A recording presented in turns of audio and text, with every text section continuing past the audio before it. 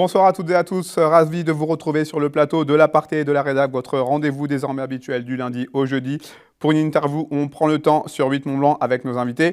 Et ce soir, je suis en ligne avec Annabelle Cam. Nous allons donc parler course de chiens de traîneau. Bonsoir.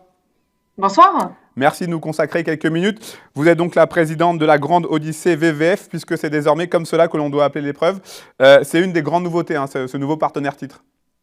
Tout à fait. À partir de cette année, on est ravis d'accueillir VVF, qui est donc le premier opérateur associatif français en tant que partenaire titre. Donc voilà, un rapprochement naturel finalement, puisque la mission de VVF est de proposer voilà des vacances de qualité au plus grand nombre, les rendre accessibles et également finalement de contribuer au développement économique et social des territoires.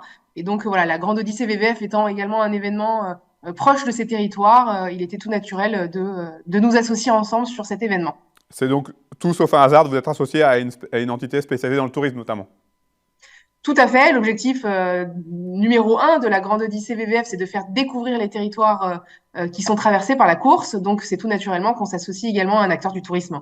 Nouvelle entité, même un nouveau logo? Nouveau logo. Alors, en effet, pour marquer, on va dire, ce nouvel ère, cette nouvelle page qui s'ouvre finalement pour la Grande Odyssée VVF, nous avons retravaillé le logo ainsi que la charte graphique de l'événement, puisque nous avons également un second acteur qui également nous accompagne en tant que partenaire majeur, qui est la région Auvergne-Rhône-Alpes. Et donc, nous avons revu donc le logo, la charte graphique, qui permet vraiment de donner un nouveau souffle finalement à cette 19e édition qui démarrera en janvier prochain. Alors pour en revenir justement à cette course, nous sommes à un peu moins de 2 mois de l'échéance. Dans quel état d'esprit êtes-vous, vous et vos équipes? Alors, on est dans un très bon état d'esprit. On est vraiment sur la dernière ligne droite, finalement, en termes d'organisation de l'événement. Vous savez, un événement comme la Grande Odyssée VVF, ça nous prend finalement presque plus d'une année pour organiser. Cette année, il va y avoir finalement pas mal de nouveautés, puisque la Grande Odyssée VVF va également intégrer dans son programme près de 50% de nouvelles stations qui n'étaient pas avant sur le parcours. Donc on a fait un gros travail de fond en lien avec les collectivités sur la création de nouveaux parcours. Et puis on s'étend également un petit peu plus sur la région, avec notamment l'arrivée de la course également sur le département de l'Isère, avec les 2 dernières étapes qui auront lieu au Col de Porte et à Villard-de-Lans. Justement, j'allais y venir. Donc, autre nouveauté, non des moindres. Donc, c'est ce parcours de cette Grande Odyssée VVF 2023, donc qui passera désormais par 3 départements. Vous l'avez dit, les 2 historiques, la Savoie et la Haute-Savoie, et donc un petit nouveau, l'Isère. Ça signifie quoi? Ça signifie qu'il y avait une demande de la part de vous, des organisateurs, des mushers, pour élargir un petit peu le parcours? Alors, c'est sûr que pour les mushers, plus on offre, on va dire, un terrain de jeu divers et variés d'année sur l'autre, plus ils sont satisfaits, parce que c'est vrai que eux découvrent les territoires qu'on traverse aussi finalement en faisant du mushing. Et oui, la volonté, c'est de faire aussi grandir l'événement, d'en faire profiter finalement les différents acteurs des territoires. Et donc, voilà, c'était tout naturel de venir également en Isère, où sont présentes également les montagnes. Et donc, on a un beau programme à partir de janvier qui démarrera à Megève avec 2 journées, le prologue et également la première étape. Ensuite, on sera présent à La Chapelle d'Abondance et à Bernex, donc pour clôturer les étapes de Haute-Savoie. Ensuite, on a 2 nouvelles étapes, la Toussuire-le-Corbier et les Carélis en Savoie. On ira également à Ossois, à Bessan, Valseny, avec le mythique bivouac de nuit et l'étape sur 2 jours. Ensuite, nous serons à Pralognan-la-Vanoise et à Valmorel pour finir donc les étapes de Savoie et pour terminer en Isère avec le col de Porte et avec Villard-de-Lans où aura également lieu la cérémonie de clôture. Ça signifie qu'il y aura aussi un jour de plus de course, c'est bien ça?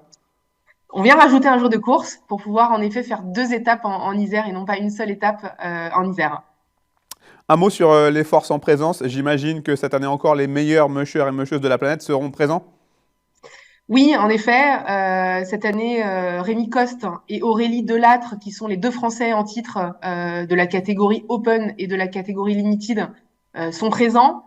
Je pense qu'ils vont bien se battre pour garder leur titre.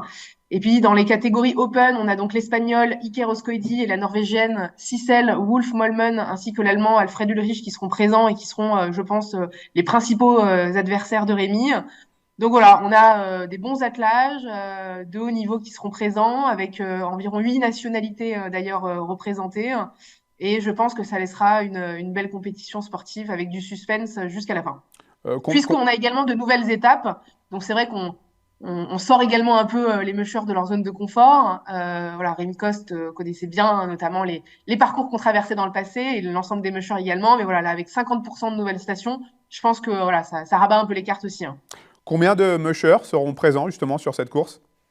Alors, 60 mushers seront présents avec leurs 600 chiens durant les 13 jours d'événement, à savoir qu'on a plusieurs courses dans la course. On a la course principale qui dure les 13 jours. Et puis, on a également des trophées sur lesquels viennent se présenter des mushers un petit peu moins expérimentés ou qui ont des jeunes chiens sur des durées de 3 jours. Et donc, on a 3 trophées. Un premier trophée sur la première partie de course qui est le trophée Royal Canin. Ensuite, on a un deuxième trophée sur le milieu de course et un troisième trophée plutôt en fin de course. Vous avez également décidé cette année de mettre encore plus l'accent sur la jeunesse avec la mise en place d'une plateforme éducative autour des valeurs de la montagne. Tout à fait, une plateforme qui doit d'ailleurs sortir cette semaine, être publiée en ligne cette semaine. Voilà, la Grande Odyssée VVF est une excellente opportunité finalement de concevoir des outils pédagogiques qui sont dynamiques, motivants. Donc, on a fait développer des kits pédagogiques qui seront hébergés sur une plateforme qui sera en ligne, qui s'appellera la Grande Odyssée Junior, qui évoquera tout à la fois l'écosystème montagnard, le sport en général, avec comme trait d'union le chien.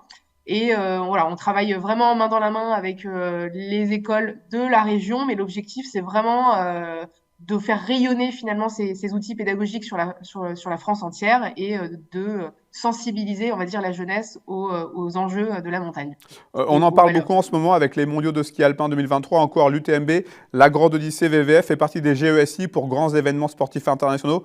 Vous avez donc signé la charte du ministère des Sports qui contient 15 engagements éco-responsables. Tout à fait. On a signé la charte GESI l'année dernière, donc une charte qui est signée avec le ministère des Sports et avec le WWF. On a une feuille de route qu'on a travaillée avec le ministère des Sports et le WWF sur 4 ans, avec des engagements tant sur la partie organisationnelle, les impacts de l'organisation sur son environnement, etc. Donc voilà, vraiment écologique. Et puis on a une partie plutôt sociétale, avec des sujets de fond qui sont traités, comme par exemple la promotion de l'égalité homme-femme dans le sport. Donc nous, on a la chance d'être tout de même un des rares sports où hommes et femmes concourent dans le même classement, avec notamment la voile et l'équitation. Donc les sports sont assez rares, il n'y a pas deux classements différents. Voilà, participer à une société plus inclusive. Voilà, donc il y a vraiment deux types de travail qui est fait sur ces engagements sociétaux et environnementaux. Un dernier mot sur le public, vous attendez encore cette année, enfin en tout cas l'année prochaine pour janvier 2023, énormément de monde puisqu'on n'est plus sous le signe des restrictions sanitaires. On va revenir à quelque chose de vraiment normal, comme on l'a connu dans le passé. Donc voilà, on va pouvoir accueillir le public vraiment comme il se doit. Et d'ailleurs, on travaille vraiment avec l'ensemble des partenaires et avec VVF sur vraiment l'expérience aussi du public. On est en train de monter vraiment un village départ sur chacune des étapes, avec une vraie expérience qui est liée au chien de traîneau ou pas, avec des activités, des animations qui seront vraiment liées à la montagne, aux activités pour vraiment permettre, au-delà du beau spectacle qu'offrent les mushers et leurs chiens sur un départ, avoir une expérience à vivre également quand on vient sur la Grande Odyssée VVF. Anna Welcome, merci infiniment d'avoir accepté notre invitation. Je rappelle les dates de la Grande Odyssée VVF, donc ce sera du 7 au 19 janvier 2023. Merci beaucoup. Merci, à bientôt. Merci beaucoup. On aura bien évidemment l'occasion d'en reparler sur notre antenne. Merci à vous, chers téléspectateurs, pour votre fidélité à nos programmes. On se retrouve très rapidement sur Rythme Blanc.